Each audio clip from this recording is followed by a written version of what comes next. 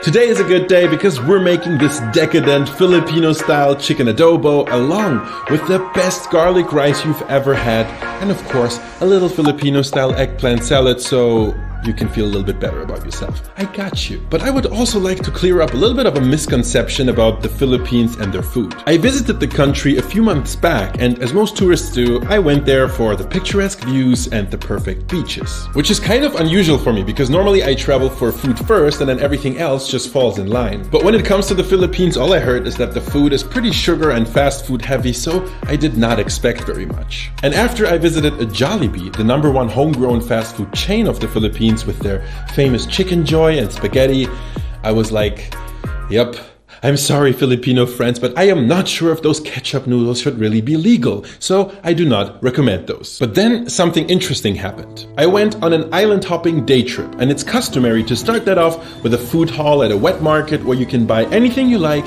and a local chef will come along and cook it for you on the trip. That is actually where you can get a glimpse at more traditional Filipino food, and that's a completely different story. The Philippines are comprised of over 7,000 islands, so it might not come as a huge surprise that fish and seafood is a staple here. But then look at what type of fish and seafood, like what even is this thing? Not to mention the abundance of fresh veggies, of course. And so the cook on our island hopping trip did a fantastic job of cooking some really wholesome and delicious Filipino food for us.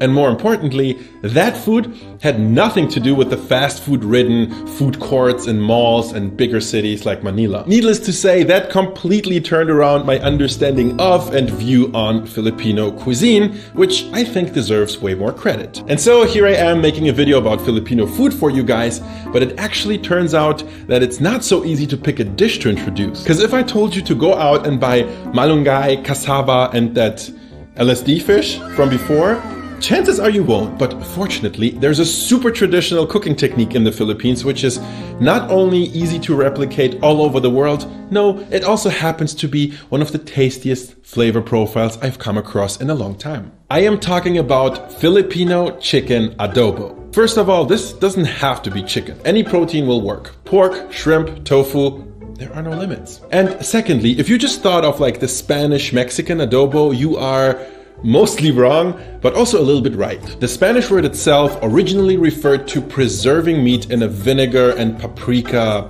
marinade. When the Spaniards then colonized the Philippines like 500 years ago, they would encounter a very popular cooking technique where people would braise food in vinegar. And of course, they were like, sí, esto es adobo. And so aside from maybe using vinegar in a marinade, a Filipino adobo and a Mexican or Spanish adobo really have nothing to do with each other. But history has already taken its course, and so adobo is the name we're stuck with. But now let's actually make a real Filipino adobo. I start with chicken thighs and drumsticks, which I'm gonna bravely score so we can maximize the surface area exposed to our marinade. You can use chicken breast too, but that's very easy to overcook, while dark chicken meat is virtually indestructible. Now let's start working on our actual adobo marinade. I'm gonna be using a few ingredients in there that are not super authentic in an adobo, but they are very common in the Philippines, and I really think they help elevate this adobo to a whole new level. So the first one will be some citrus juice. In the Philippines, with almost every single meal,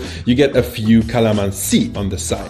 Calamansi is a very small citrus fruit that is native to the Philippines, and I know it kind of looks like a lime, but it tastes pretty different. So if you can find calamansi wherever you live, good for you, but for everybody else, I'm just gonna recommend mixing a lime and a tangerine. That'll get you somewhat close. Next up, we're adding equal parts soy sauce and white rice vinegar. These are our base flavors. Another touch of dark soy sauce will help you get that rich color. And then finally, we're going in with a whole bunch of crushed garlic cloves, way more black pepper than you ever thought could taste good, a few bay leaves, and crushed ginger. Another addition that might not be super traditional but really tasty is lemongrass. Crush that and add that too. Finally, mix your ingredients together and let that marinate for at least 30 minutes, but you can totally even do that the day before or something. And so while that's marinating, let's work on some classic Filipino garlic rice. I know it sounds simple, and it actually is, but do not underestimate the power of the garlic rice. It might very well be one of the tastiest things you'll ever cook. The whole trick is actually just to fry a whole head or two of minced garlic in some neutral oil. Do it low and slow because that stuff browns and burns quickly.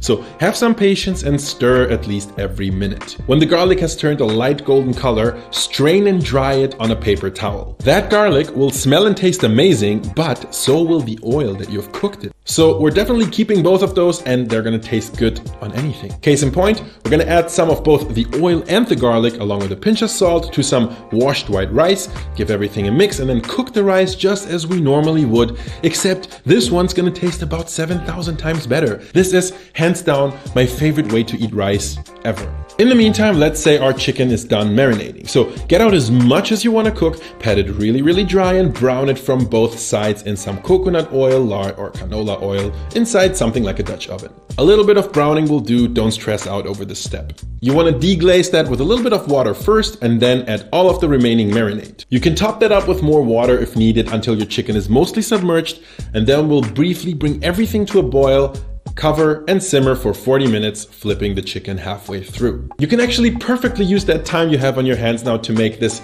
smoky yet fresh Filipino eggplant salad called ensalada talong. I don't know, my Tagalog pronunciation is probably offensive, I'm sorry. This one really couldn't be much simpler. Just score an eggplant lengthwise 4 or 5 times and then drop it into a preheated oven for 20 to 25 minutes. The skin should be very easy to peel and come right off like this. And if you do a lot of Asian cooking, you will probably have guessed that ideally you'll do this with one of those Asian eggplants, you know, the slim, light purple colored one. But you know, the kitchen has no boundaries. Next, you want to finely dice a tomato, a red onion, and optionally something green, like a pepper. And then we slice the eggplant lengthwise because it's quite thick. And then we simply smash and flatten it with a fork, turning it into a perfect sauce and flavor vehicle. We're gonna top this with our fresh veggies and of course a very simple sauce consisting of just vinegar, garlic, chili, and a little bit of soy sauce and black pepper. This dish, you guys, will easily rank among my favorite salads of all time. It's so fresh and yet the eggplant makes it so rich at the same time. Speaking of which, you can even do the old Craig and egg. Drench your smashed eggplant in the egg mix and then fry up the legendary tortang talong. Oh my god. A very cool eggplant omelette technique brought to you by the people of the Philippines. Very tasty indeed. But let's get back to our chicken, which by now should be done braising, which means that you can enjoy the sight and smell of a super flavorful and also deliciously tender chicken. At this point, you can get some or all of the stuff in the braising liquid out. I actually like keeping the peppercorns and bay leaves in. And then we aggressively reduce this. You can go as long as you want, but you probably know the drill. Just keep reducing until it looks more like a syrup than a watery solution. That's when it's gonna be good. So grab a piece of chicken, smother it in our intensely flavorsome adobo sauce, and don't forget to garnish with spring onions so it doesn't look like a brown blob on Instagram. There's another really tasty Filipino recipe that didn't quite make this video, but I'm gonna post it on my Patreon page. So thank you so much to everyone who's supporting me over there, and I'm gonna see you guys in the next video.